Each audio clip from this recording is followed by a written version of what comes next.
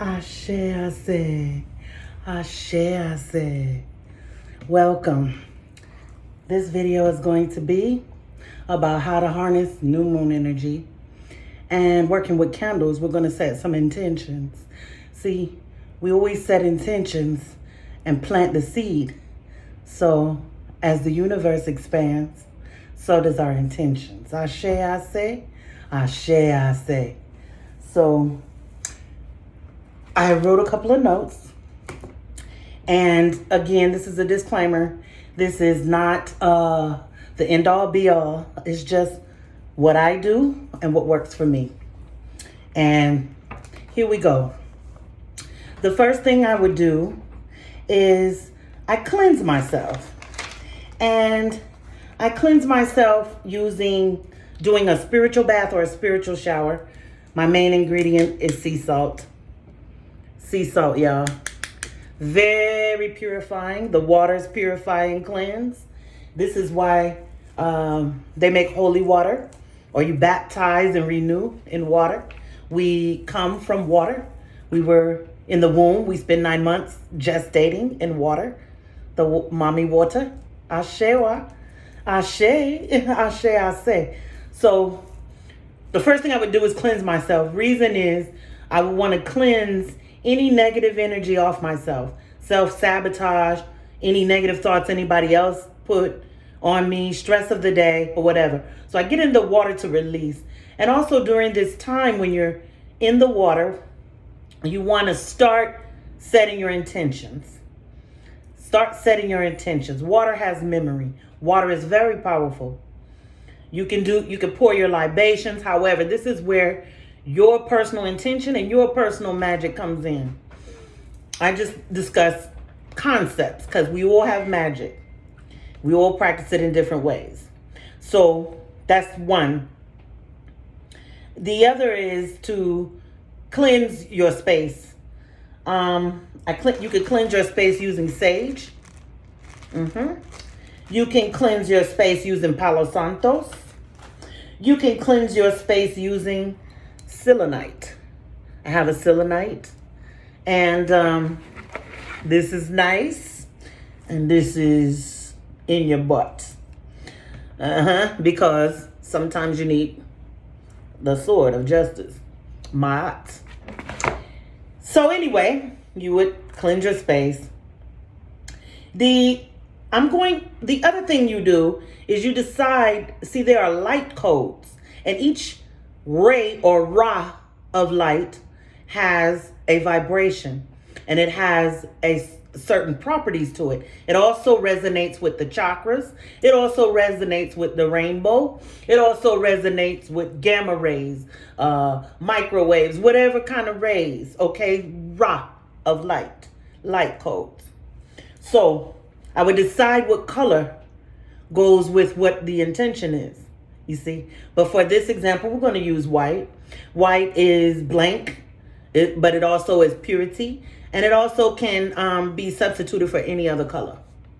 You know, it'll magnify any other color. So it's very open. All right. Then I would take whatever cleansing agent I'm using, whether it's the sage, the Palo Santos, sea salt, whatever. And you want to cleanse the candle. I go counterclockwise because I want to remove energy. You see? I want to remove any energy because I don't want any blockages for my intentions. I don't want any other energy for my intentions. Any other energies. So we cleanse that, right? We cleanse that. That's what we do. So after choosing the color, cleansing, setting intentions, figuring out what light vibration we working with, right? Then we want to call the elements. Now, there's a few ways you can do this. There's no right or wrong way. The 4 elements are, of course, water, earth, fire, and air. Okay? So when you want to use these to gather energy and vibration to yourself to manifest your intentions. So the water element was your spiritual bath. You see, this is where you started your intentions. That was your water. You can pour libations, you can drink it, you can do a cinnamon boil, water cup method. Be creative. You are God. Okay? So create, be creative. But that's the element of water. Now, the element of earth would represent anything tangible. So the candle itself, anything that you use to dress your candle. You can use, I use rose petals. I use essential oils. This is lavender. Sometimes I use healing oils. It has camphor in it. But this is another way where you get creative, and you have to do your research on what oils, what herbs have what properties, and which ones you want to draw to yourself. Okay? You can dress it with pieces of sage. You can dress it with bay leaves. And this one is a powerful intention setter because you can write on it, and you can burn it, or you can boil it. Manifest. But anyway, those are the earth elements. Okay? The actual tangible things.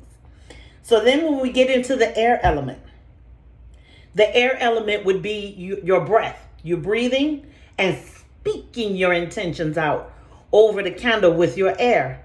Okay? So as you light the candle, you will call the four elements. You would say, I call water, earth, air, fire. Right? And also a keynote is, and that's just if you like it or not, each four directions, west, south, north, east, correlate with each element. So you can go, if you're in the northern hemisphere, you would go clockwise, and you would start from the east, because that's where the sun rises, where the energy flows. You would start from the east, and you would go clockwise, north, west, south. Now, east would be air. So when you face the east, you would say, I call air, east. North. North would be fire. So you would say, I call north, I call fire. When you face the west, you're going to call water. I face west, I call water. When you face the south, it's the earth. What did I say? I said north was earth. North was fire. I'm sorry. I'm trying to read and go. Please excuse me. North is fire. East is air. South is earth. And west is water. So you would face those directions. If you're in the southern hemisphere, where, down past the equator, you would go counterclockwise. But anyway, that's how you do that. So you call these elements. What I like to do, I like to also call my ancestors, spirit guides, and master teachers. And the way I do that is I would also call ether. I call my ancestors, and I call my guides through my higher self. Because the reason why I said higher self is because when you communicate with spirits, with your ancestors, so forth, it is your higher self that does the communication. Your lower self does not. Your earthly self can't see or hear them. But your higher self is the one. So that's who is actually receiving messages. If you hear your ancestors, that's the one who actually, interacts in the spirit realm. Time is man-made. Time is man-made. I will say it again. In an infinite universe, time is man-made. So with that, your past self and your future self, or your lower self and your higher self, all exist now. Tap in. You can tap into it. Ashe, ashe, ashe, ashe. So anyway, after that, you light your candle. Now, as an extra measure, if you wanted to add, I also use different crystals with different intentions. You can make a grid around your candle with your crystals. You can add sea salt around it for extra protection. Some people use sigils or symbols. You can use a symbol and put your candle on that. But we'll go further into that. This is just basic. We'll do another video for that. Anyway, at the end, you show gratitude. Thank you. Gratitude is very important. It is one of the things that people forget. But gratitude is one of the most highest vibrations outside of unconditional love itself. Gratitude. Thank you, universe. Thank you, Divine Mother and Father. Thank the Most High. Ashe, I say. Ashe, I say. And the other part to that is to let it burn all the way down. If you have to leave the house or whatever and you have to put it out, do not blow it out. Smother it. Find something to smother it. And also, you need to use the same candle with the same intentions. So if you do have to put it out and you smother it, and you do have to come back, you have to go over the whole same ritual again, but it has to be the same intention. And that's simple, basic candle magic. The reason why we use it on the new moon is because the new moon is when you plant seeds. And intentions will grow with the moon growth. Ashe, I say.